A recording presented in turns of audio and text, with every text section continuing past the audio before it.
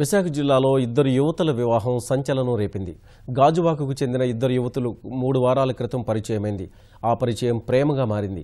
వారం క్రితం ఇద్దరు ఇళ్ల నుంచి వెళ్లిపోయి తిరుపతిలో పెళ్లి చేసుకున్నారు. అక్కడే మకాం పెట్టారు. ఈలోగా తమ కుమార్తె కనిపించడం లేదని ఓ యువతి తల్లిదండ్రులు పోలీసులకు ఫిర్యాదు చేశారు. పోలీసుల విచారణలో యువతుల వివాహం బయటపడింది. పోలీసు కేసు నడుస్తుండగానే వాళ్ళిద్దరూ విశాఖకు చేరుకున్నారు. బంధువులు ఇద్దరినీ మందలించి పోలీసులకు అప్పగించారు. యువతులిద్దరికీ పోలీసులు కౌన్సిలింగ్ చేస్తున్నారు.